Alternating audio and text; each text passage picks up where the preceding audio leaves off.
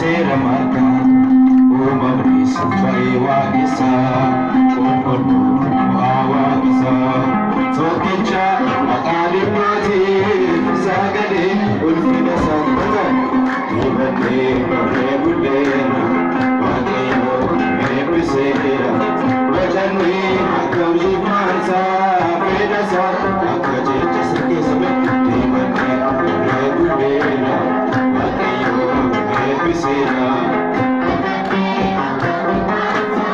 fedhasaa akka jechasaa taaturi addunyaa biraa jalqabaaf mootii xumuraa abaabuuf margaa biqilchee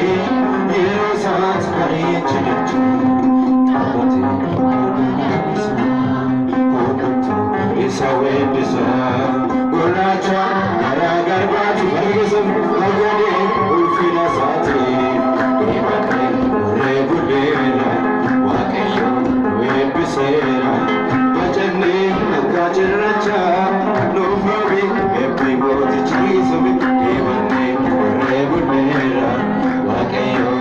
eebbiseera wajannee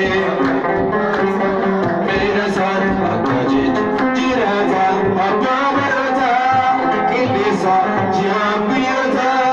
waqtii isaatti goggogaachisee uumamaa hunda gammachiisee qabatee marga dhoofisa hundumtuu isa weeddisaa tokkicha maqaa dhibbaatiif sagalee ulfina isaatiif dibannee barree bulleera waaqayyoo eebbiseera wajannee akka ulfaansaa fedhasaa akka jecha sirgeessame dibannee barree bulleera waaqayyoo eebbiseera waansaa fedhasaa akka jechas olaanaa jirma jireenyaa argafaaf bokkuu nageenyaa qabannee isaatti amannee nageenyi waqaadha jennee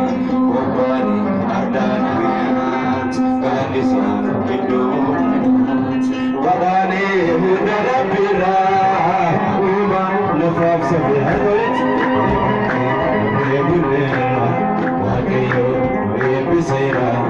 wajannee akka ulfaansaa fedhasaa akka jecha sirgeessame dibannee barree bulleera